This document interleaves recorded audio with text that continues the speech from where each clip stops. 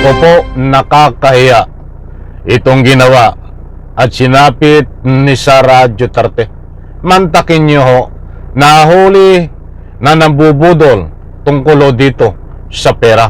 Aba, ay biglang kinuyog at pinagtulong-tulungan ng maraming galit sa kanya. Nakakahiya ka.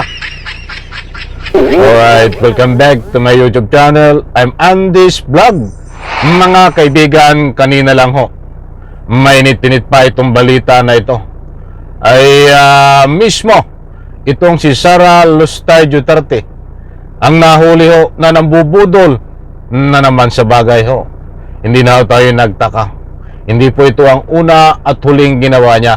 Kaya lang ho dito, sa huling ginawa niya na pambubudol kanina, ay huli ho siya sa akto. Mga kaibigan, kaya ito ang kanyang matinding sinapit, kinuyog at pinagtulong-tulungan ng maraming galit. Isang like muna sa video na ito. Kung nagustuhan nyo po, please like and subscribe my YouTube channel. Ito, kapanapanabik ito mga kaibigan. Kakaiba ho ito. Saan ho nangyari ang pambubudol? Ibabahagi ko po sa inyo. At kung paano siya nambudol, mga kaibigan, ibabahagi ko rin ho sa inyo. Kapit, mga kaibigan, huwag kayong aalis. Ito po yung nangyari ngayong araw na ito. Ilang oras lamang ang nakakaraan. Nakakahiya itong ginawa ho ni Sara Duterte. Marami ho ang nakahuli sa kanya. Ay huli sa camera, kaya wala hong ligtas. Huli ng taong bayan. At mayroon pang mga reporter na nahuli siya sa akto na nambubudol. Talagang nakakahiya ka, Sara Duterte. Gusto ko munang kunin ng inyong panig. Ano po ang masasabi nyo dito sa pambubudol ni Sara Duterte? Kayo po ba ay pabor o ano ang inireaksyon nyo? Sa comment section no, ay karapatan nyo hong magbigay ng anumang public opinion. Eto, talagang matindi ho ito. Shoutout po sa lahat. Mapagpalang araw, gabi, hapon, saan man sulok ng mundo kayo naroroon. Ito ho. Dalawa lang po yung sasabihin ko. Unang-una sa inyong lahat. Senate beat ng Friends from the Media. The reason na pumunta ako dito ay para batiin kayong lahat ng Blessed Christmas and Happy New Year. And I wish you good health in the year 2026. And tingnan nyo mga kaibigan, yan po si Sara Duterte. Kanina po yan, diyan po sa Senado.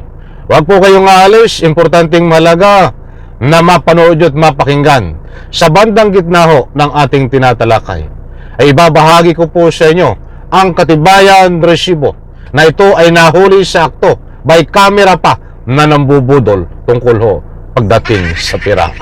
Baka ho hindi kayo makapaniwala. Mamaya tingnan po natin. Patapusin lang po muna natin ito. Dahil end connection, ito po yung bahagi ng kanyang pambubudol. Malumanay ng pananalita, medyo pa-ismail pa. But sa bandang huli natuklasan, sila pala ay nabudol na ni Sara Duterte. Para maniwala ho kayo. Hindi po ito fake news. Panoorin po. Eto. I would like to thank the Senate of the Philippines for approving the OVP year 2026 budget. How would you rate on Sandy Core statements? Questions. Thank you. Next year na. Thank you. Yung pag sinabi na you're ready to become the next. Next year na. Thank you. Ayan mga kaibigan, ito po ang katunayan. Para maniwala po kayo, ito po ang resibo. Kaya siya dito ay napagtulong-tulungan, kinuyog ng mga reporter, ng mga kumukuha ng balita. At siyempre taong bayan din ho ay galit na galit sa kanya sa pamamagitan ng anumang public opinion. Ipapaliwanag ko po maya-maya. Alam kong sabik na po ako sa inyo itong sinapit ni Sara Duterte na pambubudol. Nandiyan po sa screen, buhat sa Abante News Online. Babasahin po natin ang nilalaman Nandiyan ang mukha ni Sara Duterte. Yan po ay ilang oras lang ang nakakaraan na nangyari diyan po sa Senado. Senate media nabudol ni VP Sara. Hindi po tayo nagpapakalat ng anumang fake news. Muli kong ulitin para sa lubos niyong pangunawa. Nandiyan Senate media nabudol ni VP Sara. Ay huling-huli sakto.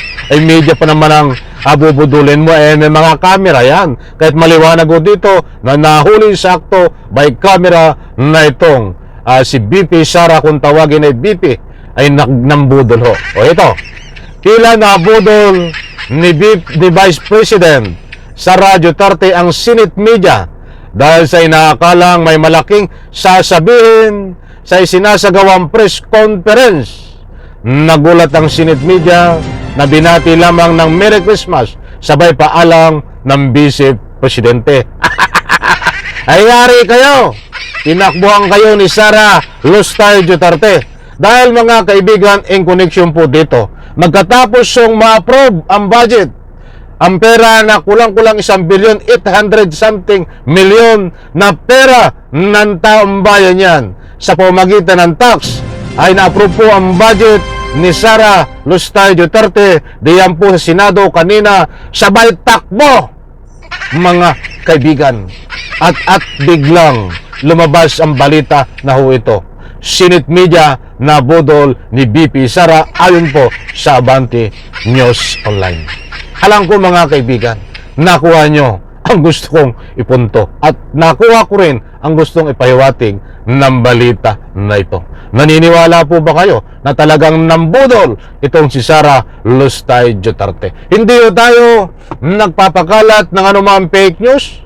Kung nasabi po natin na itong si Sara Lustay Duterte ay nambudol, huling-huli sakto. Nandiyan po ang katibayan mga kaibigan buhat sa Abante News. At kung nasabi po natin na itong si Sara Lustay Duterte ay kinuyog at pinagtulong-tulungan, iyan ho, kahit saan kayo pumasyal. Sa malalaking stream media, sa mga bawat upload ko ho, dito sa aking YouTube channel tungkol ho kay Sara Duterte. At siyempre, kanina ho na mainit-init pa sa upload nitong tinatawag na pambubudol ni Sara Duterte sa post na yan. Napakarami ho ang nagbibigay ng anumang public opinion na itong si Sara Lustay Duterte ay kinukuyog, pinagtutulungan ng marami nating kapwa sa pamamagitan ng anumang public opinion. Disclaimer lang para hindi kayo mabiktima ng fake news. Kinuyog po siya sa pamamagitan, pinagtulong-tulungan sa pamamagitan ng anumang public opinion na yan po ay karapatan ng taong bayan. Hindi po siya kinuyog, pinagtulong-tulungan sa anumang komisyon ng body komisyon. Alam ko mga kaibigan, nakuha nyo ang gusto kong ipunto. Tinakbo na ang pera ng taong bayan. Pagkatapos bakuha, nakuho, akala mo ho ay mayroong ipapahatid na ika nga po ay magandang balita para sa kapakinabangan ng taong bayan ng Republika ng Pilipinas. Ay hindi ho. Kaya tinawag na ng budol huli sa akto. Ayun ho, sa binalita ko sa inyo. Sa like ko sa video na ito. Maraming salamat. Bye-bye. Palapakan.